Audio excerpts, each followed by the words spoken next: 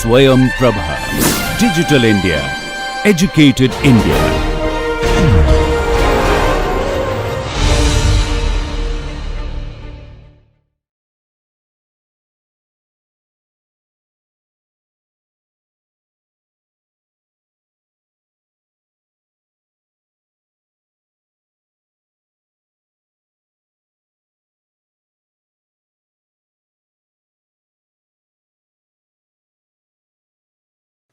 Hello and welcome to the 12th module in the series Marketing Management, a VUCA perspective, and we are talking about fundamentals. I'm your friend and your tour guide on this journey, Siddhiprad Bhattacharya. Beginning this entire segment, let's remember what the great business tycoon Warren Buffett has said. Price is what you pay, but actually value is what you get. So there is always going to be that mental discrepancy between the two. Consumers want the best value for the price they have paid, and organizations which provide the product or service want to get the best price for the value that they have created. This tussle leads us to understand that without knowing all these things, we are always at a disadvantage. Hence, knowledge is key. When knowing the customer tropes helps is where individual consumer or corporate customers both need to be known, and their activities, their mindsets, their actions, their processes help businesses market to their prospects in a much better way. So this is something which is core and fundamental to businesses to draw bigger and better profitability, and at the same point in time generate better value for the end consumer or the end business buyer that they have in mind. We have been focusing on the business consumption aspect, and so that is where we will keep going further. Business markets, a deep introspection and inspection of what all goes into the entire business buying aspects is what is covered in today's conversation. So for business marketers, again, you will have seen that organizational buying is the decision making process by which formal organizations establish the need for purchased products and services, by which they identify, evaluate and choose among alternative brands and suppliers. And you have obviously seen some large business brands, business marketers doing very well. They are recognized the world over. So, you have got names like ABB, Caterpillar, DuPont, then you have got FedEx, HP, IBM, Intel, Siemens, and the list keeps going on. You have got Oracle, you have got Cisco, you have got a variety of such large scale business players. Now, many principles of basic marketing also apply to the business marketer as well, and therefore, the need to embrace holistic marketing principles. You need to understand, like we have discussed in the past, about the H to H, the human to human interaction aspects. You also need to understand the systems and processes using which the business organization as a prospective customer tries to process its purchases. And so, therefore, working with those particular systems, you are able to build a strong loyalty and relationship with the corporate customer, and just like consumer marketers, you are able to sell your products better, you are able to market them better, they accept you more, and they also have some unique challenges. So, therefore, the answer to those unique challenges also comes in the point we covered in the last slide, knowledge, knowing well about what to do, how to go about things, so that you are able to sell better to other businesses. Mapping business markets is the first segment today. Here, what we are trying to understand is how uniquely different business markets are in order to succeed in marketing to them. So, here what we have is, you have got first and foremost the understanding of what business markets are. Organizations that acquire goods and services for producing or reselling within their own markets, their own constructs. They may take your products as an input variable, and then they may go ahead and create something out of it, or they may take your products and resell them in a newly packaged, newly fashioned way. These ways the organizations are your business buyers. For example, you have got aerospace as an industry, agriculture, defense, manufacturing, finance and much more. Now, these business to business transactions or B2B transactions, they surpass consumer sales in both volume as well as value. Why so? Value obviously because you are buying in bulk, volume because they themselves, if they are aggregators or if they are manufacturers themselves, the input they are going to take from you as a provider will then get multiplied into much more in terms of their own output. So, both things taken together, the volume and value both increase, whichever way you look at it. Let us look at an example. So, if we are to take leather shoes, then hides, if somebody is producing hides, that goes to a tannery and the tanner then takes the hides as their input variable. Once the tanners are done with tanning the hide in a particular tint, etc., it goes to the shoe manufacturer. The shoe manufacturer actually makes the physical shoe, which then lands at wholesalers' godowns, and from there it goes to retailers, and finally consumers walk in and buy it from the retail environment. So, this is the value chain that is created, and thereby the end consumer gets something which started off as simplistically as hides. Each of these stages involves a significant amount of purchasing of goods and services. So, every single stage you will see that whatever comes in as input from one particular source to the other, that gets churned into the next level of output, and so therefore, it proceeds until it reaches the final end consumer. So, here you will see that in the case of B2B marketing, there are lesser number of players and lesser number of buyers as well. So, you have got fewer and larger buyers. Single consumers may buy 1 or 2 or 5 or 10 pieces at a time. The institutional buyers, the corporate buyers, the buyers who are there in industry, the business buyers, they give you big contracts because they have to use whatever you are selling them as input for their material creation, their next level of value addition to the value chain. So, these give big contracts, and you may at times create a relationship where they become key clients for you and they drive revenue for you also as an organization, as a brand. What comes in here as help for the corporate seller is that you have created something called a close supplier customer relationship.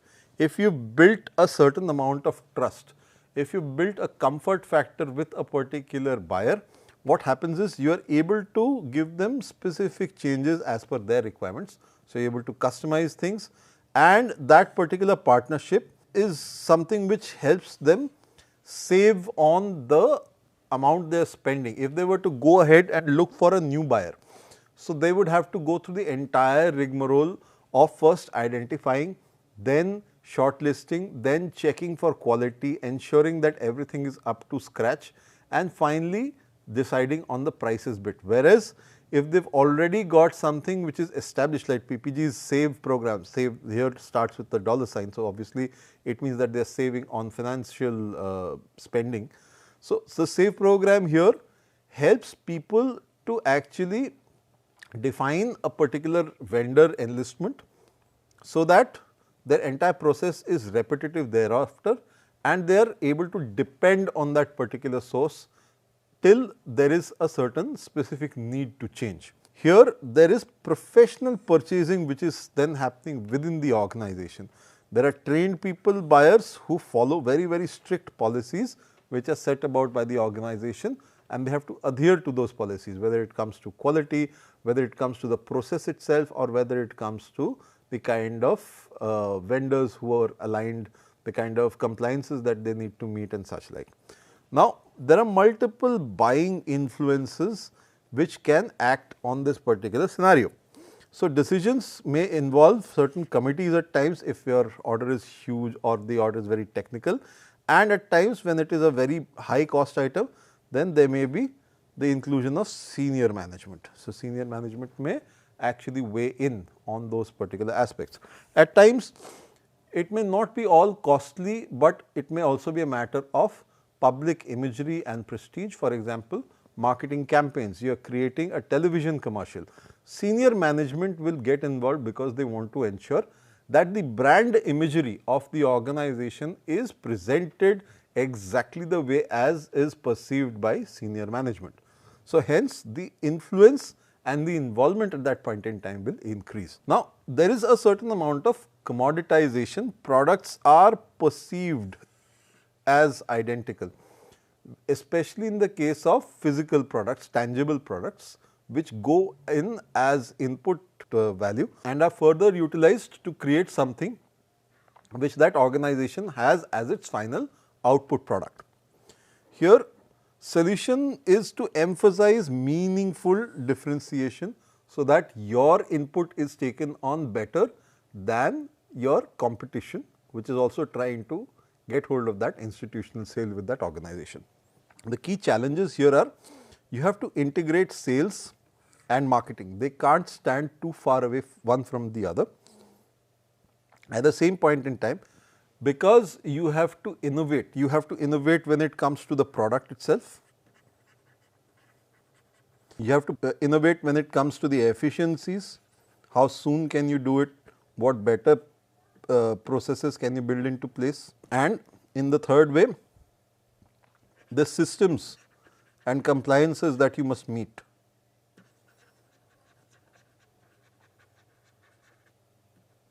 So, innovation keeps happening at multiple stages, multiple ways, multiple layers, and multiple people also keep getting involved.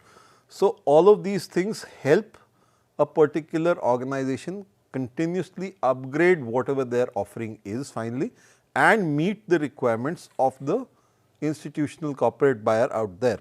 At the same point in time, if you are in touch with who your buyer is, you are getting their insights. What is stopping their workflow? What is causing them a price alarm? What is causing them a certain knee-jerk reaction to supply chain situations out there in market? We have talked about VUCA, we have talked about market forces. So, what are the things that are burning a hole in their midnight sleep? So, these things once known, you are able to, as a particular provider, able to provide better solutions. And better solutions could be in these and many other ways. So, you have to work towards creating that particular relaxation for your end customer. Hence, the demand and purchasing dynamics are very different when it comes to a B2B scenario. There is first and foremost direct purchasing, which means buyers often source directly from manufacturers for complex items, because they know that this kind of complex item is being made, it requires a certain level of proficiency. These people have a pedigree, they have been doing this particular kind of manufacturing for a certain amount of time. So, let us just go with them. And then there is close monitoring of consumer demand, and there are other VUCA like market factors, force majeure factors, which we are talking about, and these are essential for success. So, you have to ensure that you do not overspend inventoryly and keep more stuff than you actually need to put out there. You are managing the optimal flow of resources coming in and finished products going out. There is derived demand as well, derived by consumer demand for end products. If your buyer is finally selling something to the end consumer and they have suddenly seen a surge in demand, that means it is an opportunity for you to weigh in and fulfill that particular demand. Then there is stuff that is inelastic in nature, where price changes have minimal impact. Certain things which are commoditized, certain things which are necessary as input material. For example, if you have got microchips which run a lot of electronics nowadays, without them you will not be able to provide the kind of finished goods that people are already seeking. So, even if the price goes up, given that there was some sort of a logistical battle which was being fought, Suez Canal got disrupted, so ships were not moving, price of semiconductors went up. There were wars in Central Asia, price of semiconductors went up. There was some sort of geopolitical movement and shift, again the prices go up. Same thing happens for oil as well. You cannot dispense the use of certain items nowadays. So, because of which you have to ensure that you have ample supply. Even if the price goes up, you still will have to source that particular item. Then there is fluctuating demand. Fluctuating demand means that if consumer shifts in their mind and stop using a particular kind of product in favor of something else, then there will be a fluctuation in demand, and so therefore, you will have to work towards providing the other item if you are in the same line of business. Then there is geographic concentration. Buyers concentrated in key regions will affect your ability to create and sell a particular kind of product. Direct purchasing we have already talked about, and you have to monitor the close demand and supply and economic factors essential for success. So, buying decisions in organizations therefore get much more complex. Why? Because there are three types of business buying situations. There is a straight rebuy, then there is a modified rebuy, and then there is the new buy. So, these are three different scenarios where purchases become segregated. So, first and foremost, what we need to do is that we need to understand that based on the problem complexity and the novelty of that item which is being created, the kind of stakeholders involved and the time required to take that decision and then act upon it is where these three situations actually start to play a game. First and foremost, let us understand the straight modified and new buys. So, in terms of routine reorder of familiar items, for example, office supplies, you will go for a straight rebuy. You know you need certain number of pens, pencils, erasers, sharpeners, stapler pins, paper items, copy paper, bonded paper, etc. You will order those depending on the kind of supply trends that you have been seeing. Suppliers who come in for this, they compete by offering the best automatic reordering systems, and they improve their quality or solutions. So, maybe they will give you an automatic link so that your office does not even have to bother about it. There is a fixed amount which is to be bought, and every month it just gets automated and the delivery happens on time, so that the supplies never run out. Again, the goal here would be to secure the small orders and grow the purchase share over time. Similarly, if there are changes in specifications, in the terms of price, in the delivery or other terms, then there is a certain amount of negotiation involved, and this could lead to possibly new agreements being created. So, older relationships may get disrupted, and suppliers may also at some time end up getting changed. So, this is a modified rebuy scenario. And then first time purchasers are there, where the characteristics are, for example, if you are taking security systems, you have to analyze the security threat, the security risk. Your decision makers from across various strata in the organization will get involved. There will be extensive amount of information gathering, people will assess the need for it, and there will be longer decision timelines in this case. It will not quickly happen in a snap. So, the opportunity for marketers here is higher, because influence can be exerted through all the stages. So, you can create awareness about your particular brand and solution, then you can do the kind of interest generation in it, then you can get people to evaluate, then go for an actual trial, and finally adopt you as an end result. So, the funnel needs to be worked out here in a much better way, and marketers have that opportunity here to actually muscle in and exert their thought process on the particular end buyer. Now, once the buy is done, like we spoke of in the previous conversation, there will be post purchase behavior. When it comes to post purchase behavior, you will see that buyers determine at the point of purchase specifications, the price, the delivery and the service terms. Once the supplier qualifications and selection is done and it matches what the buyers need, then marketers approach these particular personnel and they deploy effective sales teams answering all the questions that are there, so that there is no remorse at the end of the purchase. You highlight things like brand trust, recognition that you have already sold this particular item to a variety of people and they have found benefit because of whatever they have purchased, and therefore, you also provide detailed technical and sales support to all the key participants in the decision making process. Why you do this is because you want to foster long term relationships, you want to ensure that you keep selling to them, and through them you also want to get to know other newer people whether within the organization or outside. That allows you to add value to the entire process and makes you a well known and more trusted partner to that particular organization. You continuously innovate on what your products are, how you are selling them, how you are creating a solution around them, and you keep enhancing your offerings as you go along. You also try and create more avenues where rebuy situations start to happen, and you keep improving your solutions, adding to the overall benefit and value like we spoke of, the value that the customer finally takes away from the entire transaction. For example, Dell EMC shifted its focus from hardware and they moved it to the cloud. So, they could bring all of the aspects of information management and they were driving rebuy loyalty, because they need not then at the end of the day upgrade their systems to meet it. The system stays the same, the cloud server actually keeps getting updated. So, every time you are interacting with the latest version of the server with the latest facilities, and the app version, like you understand how apps work on your phone, it is the same way when it works for the enterprise version as well. So, the best, latest, most secure version of whatever the system and solution offering was would be delivered on the cloud. So, there would be no physical contact with data points, everything would be safely stored at a secure location, and the best, most secure delivery would happen through gated terminals.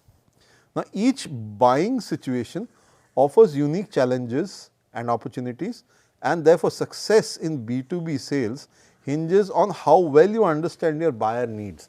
Do you understand how they are going to do certain things? Do you understand how much they are going to spend on doing it? Who are the key decision makers? What are their particular pain points which they are seeking solutions on and hoping somebody will come ahead and solve them?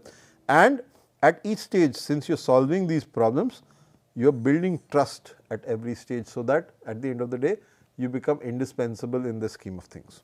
Now, let us try and understand the buying centers in organizations, because organizations, as they grow into a powerful larger entity, they will want all their buying to be centralized, and certain professionals like we have spoken of, who are trained, who understand policies, maybe they write the policies themselves also as a party to the entire process. These people take on the purchasing tasks for the organization. These people are the ones who understand who are the key stakeholders affecting the straight rebuy, the modified rebuy and new buy scenarios, and so therefore, they can actually enter and create the necessary steps around that particular scenario. They can define whether it is a rebuy to begin with or whether a new buy should be affected, and then those decisions and then followed through by the rest of the organization. Now, the buying center in terms of roles has a lot to offer. The first thing is you need to understand this is the set of individuals and groups who are involved in the purchase decision, and they share for the organization in consideration the goals and the risks involved in that entire buying process. Then, when that particular process is started, there are initiators. Initiators are people who found that there is a certain need for a product or service to be purchased. So, they request these purchases to their purchase department. They are users, people who once the purchase is done will finally use that particular product, and they initiate the proposals and define the requirements. So, the initiators and users typically are like the manager and the team inside a particular department. There is interpersonal conversation amongst them, where they understand why a particular kind of product or solution is required by members of the team, say, and so therefore, they are then going to speak to their manager and ask for these things. The manager is the one probably who will initiate the entire buying process. Now, there are influencers. Influencers are people who shape the specifications and evaluate alternatives. So, these would be the technical experts. Now, these could be people who are part of the team and who are running the show at the ground level. They could also be ancillary functions like IT, like finance, etc., who may have certain inputs to give on the entire process, and on the final end product or solution which is purchased, because they may have certain experience in that particular domain. Now, then there are people who are deciders, people who select the product requirements or the suppliers. This typically is from the purchase department of the organization, and there are approvers who authorize these decisions made by the deciders or buyers. So, this is typically somebody coming in from finance, somebody coming in from management, and any other related department which has a say in that particular purchase. The buyers are the people who select the vendors and negotiate terms, and they may shape the specifications. So, they are the last mile entrusted people who go through the entire process of selecting the vendors, accepting their inputs, then selecting who is the one that the entire thing should be awarded to, and finally going ahead for it. And then there are gatekeepers. These people ensure that the organization does not feel any loss and its risks are minimized. So, they control the information flow to decision makers. For example, people who are in administration like receptionists, then there are purchasing agents, they control how much is it that their other team members, the other people you have seen here, they need to know. So, they control that particular conversation to a minimum need to know basis, and most of the decision making is therefore contained within the decision making, that is the buying centers domain. Now, the key insights here is that individuals may hold multiple roles. So, there could be one person who may have to actually hop into a variety of shoes and fulfill those roles. So, a purchasing manager can become a buyer also, they can be the influencer also, and they can also play the role of gatekeeper. Similarly, buying centers vary in size. So, depending on the workload also, the speed at which it will respond is also something which you can see. If there are 5 to 6 members on an average, sometimes there will be also external advisors, also there will be people at times auditing the entire process. So, there will be a lot of people who are involved from time to time, depending on the size and scale of the organization.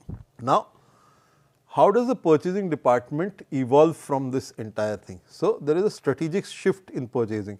Historically modest in hierarchy, purchasing now holds strategic importance due to competitive pressures, and rightly so, because nowadays the entire VUCA environment pushes the organization to be ready for any eventuality, whether it be a geopolitical strife, whether it be shortage and supply of certain key ingredients, whether it be delays in payouts due to other considerations like economic recession and such like.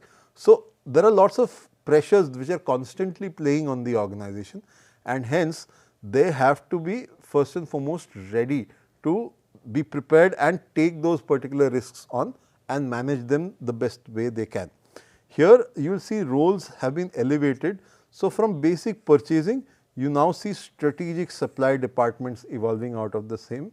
So, Caterpillar is one brand which does this. They integrate their purchasing with inventory, scheduling and traffic, so that the information of what is where, which defines how parts will move, how certain inventory will shift from one particular go down to the next, tagging and actually checking whether it has moved or not, the scheduling aspects of things will all be put under one particular streamlined way of working. So, operations will take on all of these things, and that will include the purchasing aspect, because they will know whether a certain tire is out of place, a certain oil needs to be brought in for lubrication and a variety of other things. So, that way Caterpillar is one organization which has integrated this entire purchasing system into a strategic supply chain department. Now, here there is an area of focus where you maximize value through fewer, better suppliers and global sourcing partnerships, so that you source once, source at one particular location and source from preferably 1 or 2 vendors who can then supply the parts that you need across the globe wherever your products are going. So, that you do not need to ensure that they all come into one particular location, everything has to happen there, increasing the load on that particular location. You can be absolutely free to distribute it across the world. So, wherever you are in the world, all of the locations you are operating out of, all of those locations are free to actually utilize the capabilities and the alignment of the vendor who is working alongside you. Now, there are a lot of complexities in buying decisions.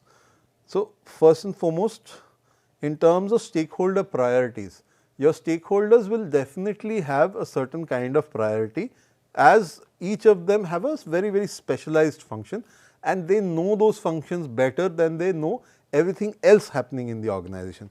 Let us say, for example, engineers. Now, engineers will prioritize product performance.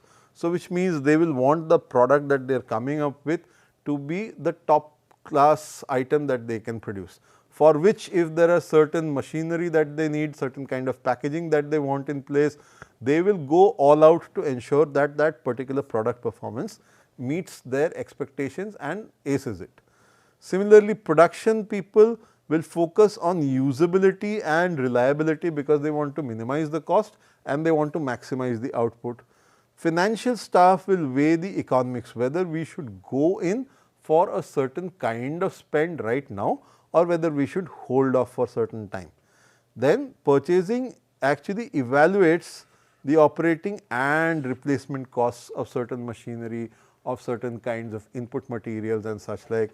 So, they are the ones who are going to take a call on whether you keep using a certain kind of machinery, or if there is too much of a cost implied, then whether you go in for replacements or you even maybe go for repairs. So, that is where the purchasing department starts to think on these lines. And on top of these things, people who work on the shop floor are organized into unions, and the union officials will always emphasize the safety of the workers, which is also something the organization itself should be thinking of. So, together there are lots of people, lots of varieties of thought processes, each having its own swing. So, you will have to ensure that together all of these things work in a very focused and unilateral direction. All the horses can't be pulling the cart in different directions. As a top of point to all of these things, human beings being human beings will mix up their rational and their emotional dynamics together. The decision making is sure to go haywire if you do not pay heed to what is happening on the ground. In terms of decisions, you will see the organizational needs are one side, where you will actually see logical, economic and strategic solutions coming into play. And then there are personal motivations which are more emotional in nature.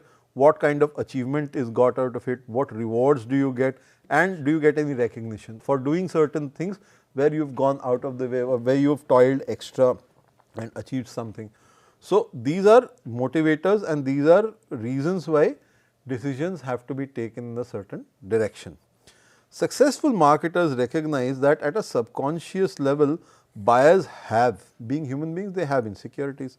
So, you have to tailor your approach to blend an emotional appeal with the functional benefits. Yes, your product may be great, but how is you as a marketer and thereafter your sales team managing to solve the individual problems of that particular person sitting in purchasing?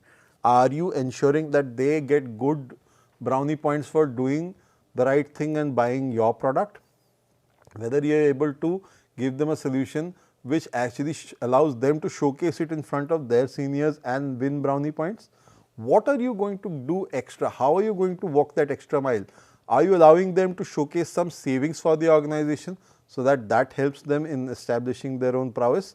How are you going to make those particular small incremental changes that give them that strength and belief and also the trust in you as an organization? Which is why this particular element, the human element, is extremely important to remember at all points in time, whether you are selling it to a consumer at an individual level or whether you are selling to an organization either. So, buyers tend to get influenced by personal factors. So, there is age, there is income, there is risk, there is a personal attitude, the kind of job role they are in and the cultural overall structure of the organization. So, in terms of archetypes, what are archetypes? The ways to actually define that this is a set of consumers who will work or think or react in a certain way. So, you create archetypes or types, so that you are able to quickly realize that this is this kind of a person. So, there are certain people who want things kept simple, and then there are some people who just want the best. So, how do you classify between the two? How are you able to gauge that my buyer is the keep it simple type or want the best type? Then there are certain ones who are analytical, and there are certain ones who are tech savvy as well. Also, there could be a mix of a variety of all these things. And then there are some people who are just old school and they are toughies, they want to ensure that they win a brownie point by putting the vendors down, getting the least amount of spends to come, and so therefore create more savings. Not necessarily always the benefit of great products being taken on board just because the price is lower, but still they want to create competition amongst the suppliers. So, a variety of archetypes exist and a variety of people you will meet in that entire journey. With experience and with inputs, you will learn that there are various ways to identify who these people are, and once you have identified them, the chances and the ability to solve that particular problem for them, giving them that particular nuance, is something you can attempt better. So, when it comes to selling at the buying centers, what are you doing? You are following a particular process. This process we have talked about before as well.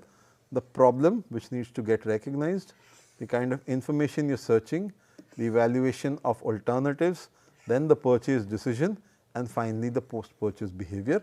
This is very similar how it works in consumer behavior and individual consumer markets, and it also works exactly the same in the corporate buying center. Now, the buying center helps you identify major decision participants, and they are people obviously at the end of the day. So, you need to identify who it is that is going to give you that particular last mile decision. You assess their influence and decision making depth. How well are they equipped to take that particular call, and their general mindset. Are they people who are quick to take a call? Do they analyze for ages?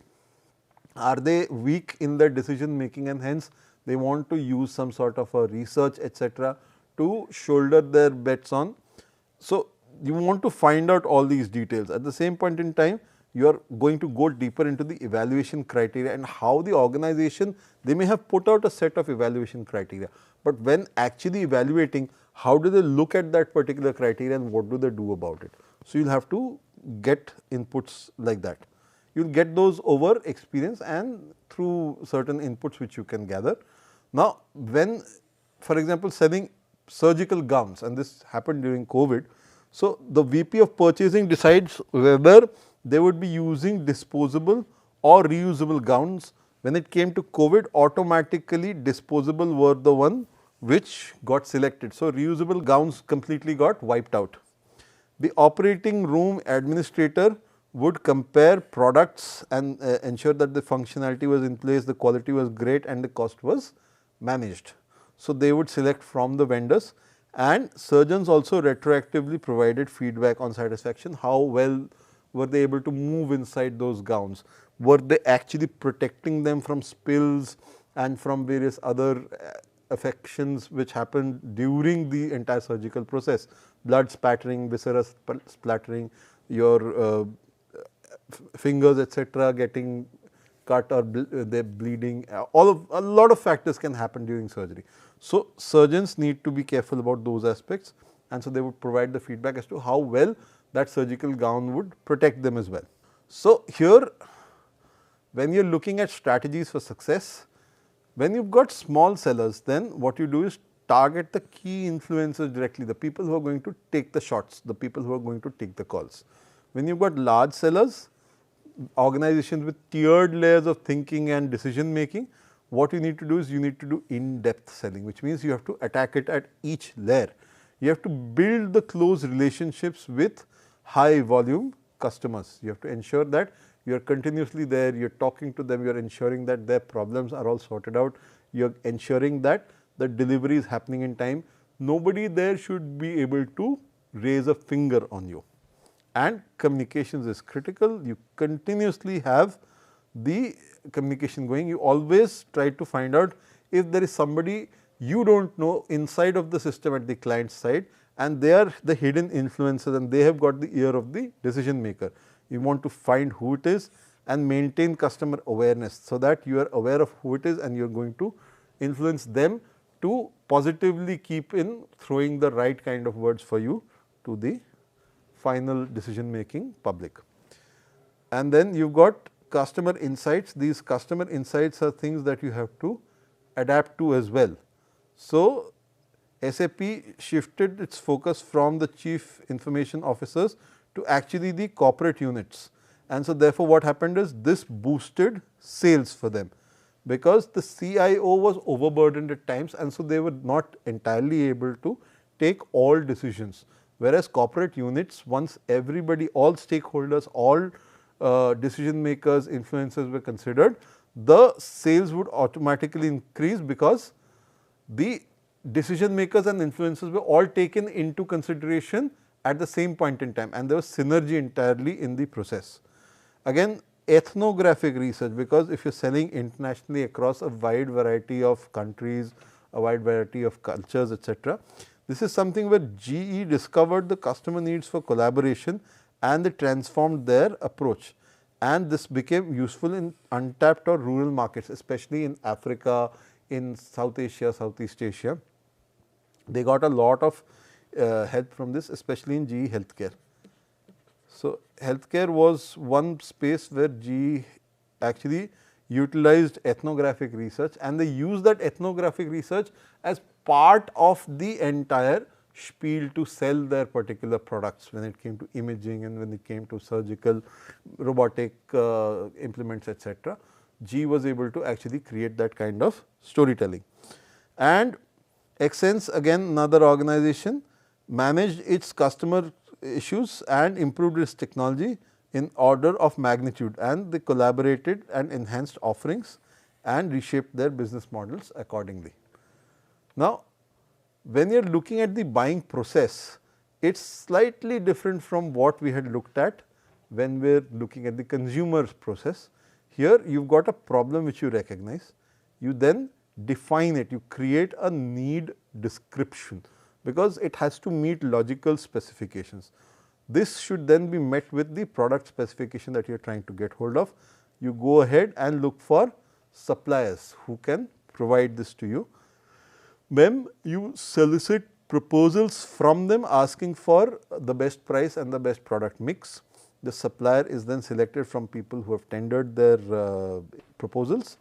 Then you negotiate the contract with the final one, and once you have awarded the contract and the work is started, then you keep reviewing their work from time to time as to meet the specified performance and SLAs, the service level agreements. In the case of business buying, you will see that the problem recognition is the first point, which is where everything starts. It could be internal, for example, equipment breakdown, product needs, etc., coming in the way of production. So, therefore, you will get these stimuli. There could be external stimuli, for example, trade shows, ads by competition. So, you could actually see that there is a differentiator which your competitor has edged over, or there is a trade show which you must participate to, and so therefore, you need some kind of production to meet that. Business marketers can stimulate the problem recognition via direct marketing as well. So, you market one-on-one to those particular decision makers. Then the need gets described. This can be described in the characteristics and the quantities, what kind of particular product that you want and what are the kind of quantities that you want to purchase it. The higher the quantity, the lower the per item price is also something which works out, economies of scale. Then marketers highlight how the products meet or exceed the buyer needs. So, the differentiation, the quality index, the way they are weighing their particular product pricing vis-a-vis what competition has actually thrown up. Then product specifications, what technical specifications do they meet and how they are being looked at by the buying team, and using product value analysis. So, this you use to reduce the costs of that particular input. And suppliers position themselves using cost saving innovations. You put in a variety of things like just in time, you put in Kaizen costing, you put in Six Sigma. So, a variety of things can be put in to ensure that you are actually reducing the costing and not making mistakes while you are at it.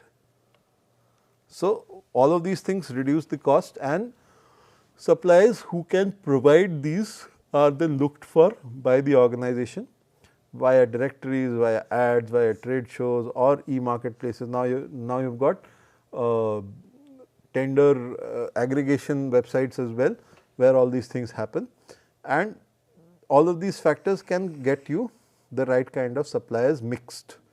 Now, then over time you create alliances and you use online platforms and you streamline your purchasing, but it may impact your loyalty, because if you keep switching, then you won't get the loyalty from the repeat buys or modified buys that you can get from a specific vendor. You solicit proposals. Suppliers can actually ask and they can get the proposals submitted, and then proposals must convey the value, inspire the confidence, and they need to stand out. So, it is part the finances and part the actual capabilities of delivering certain things that they are saying that they will be able to. Buyers evaluate these on the economic, technical, service and social benefits aspect, and emphasis is on creating compelling value propositions. It should be holistic. So, holistic marketing needs holistic product creation as well. Now, with this in place, what are the ways we can transition into better players when it comes to the entire activity of moving from a regular supplier to being effective business marketing organization. So, you need to run programs. So, first and foremost, take your products and turn them into solutions. So, just instead of peddling a straightforward product in front of a buyer, what you can do is actually start looking at the way a solution can be crafted around your product, and that is something which will incite more interest. Buyers can seek total problem solutions from a single seller. This integrates the seller very, very well into the buyer's overall scheme of things, and this sort of originated from government contracts for major systems, for example, weapons, communications, etc. But now organizations also are looking at similar ways to integrate single source sellers who can take the entire supply chain and solutioning of the entire problem and take them up as a continuous effort. Then there is something called a turnkey solution, which activates the system with minimal effort. They assign the entire project, like a dam for example, and the dam gets created, all its power lines are put up, the energy grid comes up, how it will be distributed, how it will be managed, how the system will ensure that the safety is in place, and how the billing also happens. So, everything will be taken into consideration. Systems which are using this and selling in action, you have seen adoption by sellers like HP, IBM, Oracle, Dell. The tech companies do this very, very quickly, because tech is integral to their entire way of surviving, selling and winning. So, therefore, tech is something where we will see the first system selling in action. You will see things moving to cloud technology. A lot of organizations have managed to do this very, very quickly. Single supplier manages maintenance, repair and operations or MRO needs. This is something you will see in telecom in a huge way, and you will see very, very strong players the world over.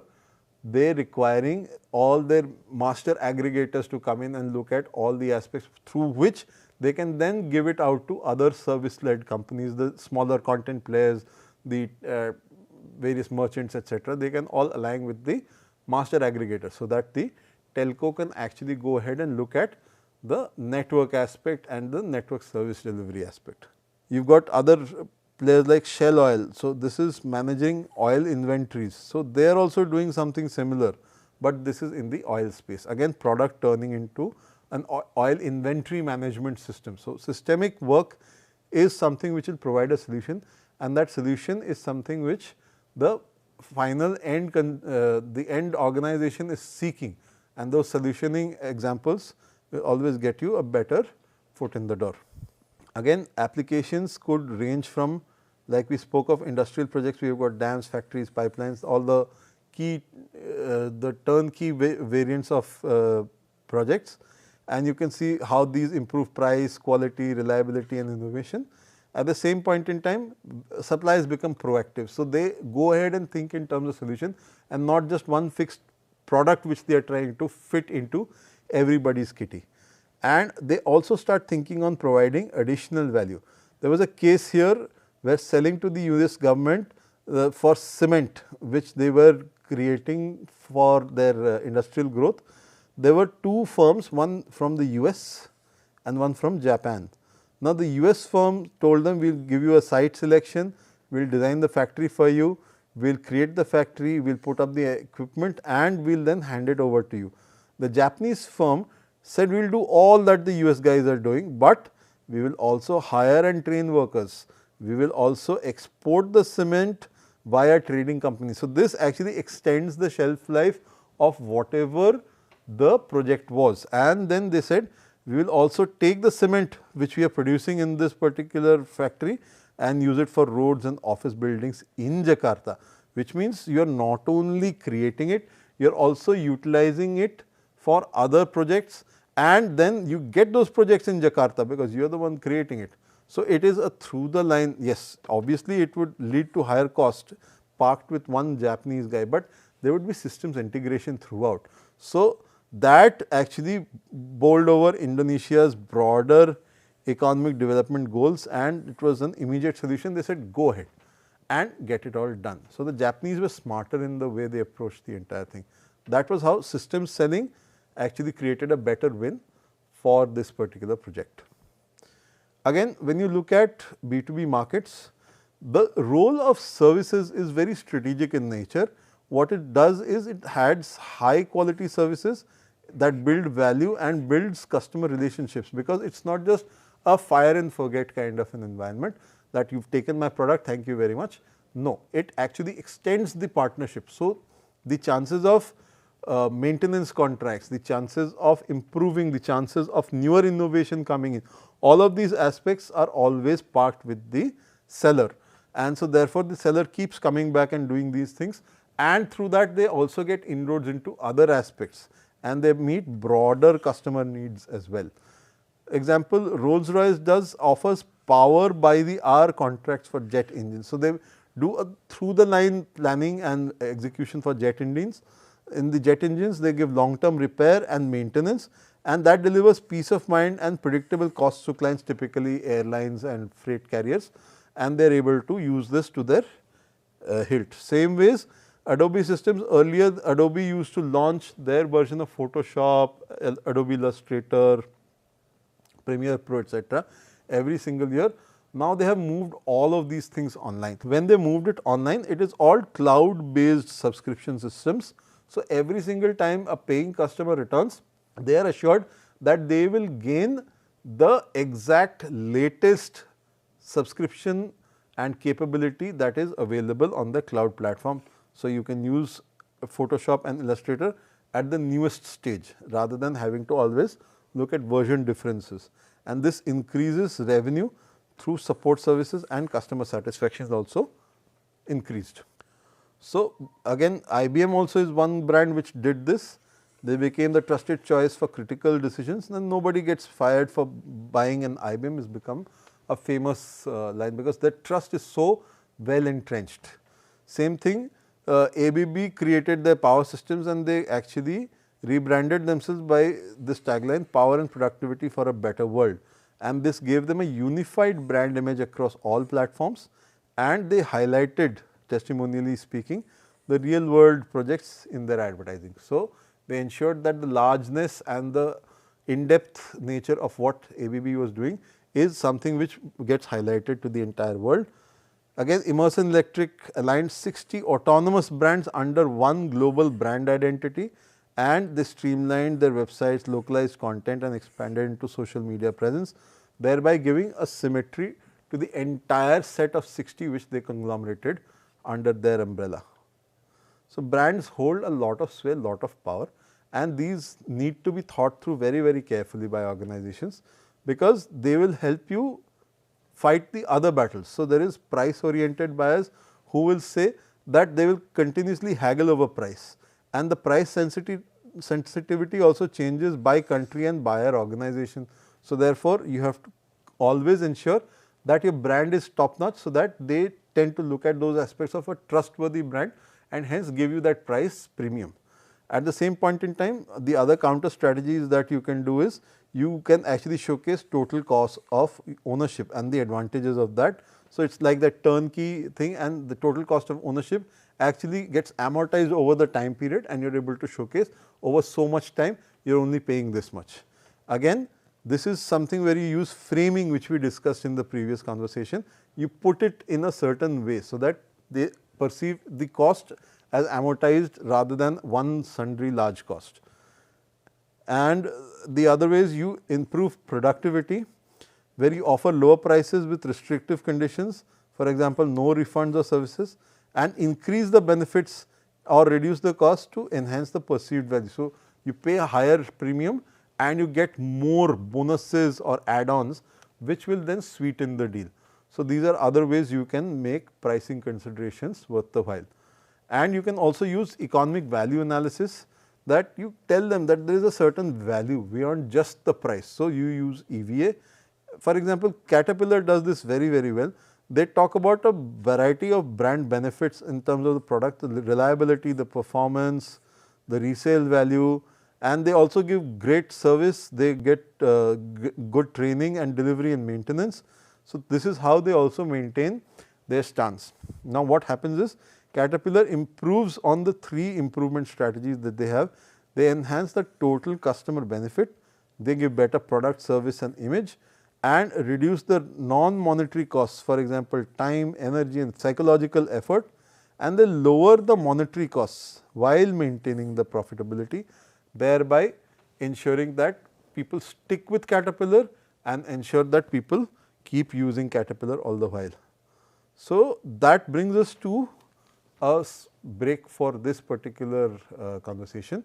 We will be taking this into the next conversation as well, where we discuss the business purchase flow, and we will also look into a corporate case study, which is a global case study. We will talk about it the next time. There you will see how tendering became a major process and how the organization actually used it to enforce certain quality requirements that were a must have for the entire process to be successful. So, with that, I thank you for your attentiveness for this particular module. I will see you soon enough. Until next time.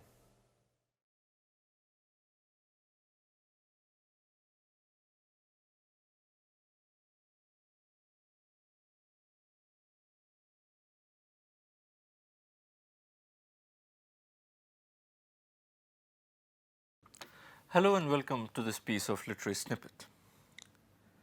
We usually know William Shakespeare as the most revered figure in the history of English literature. But we often tend to forget that he has also been one of the most hated figures in literature.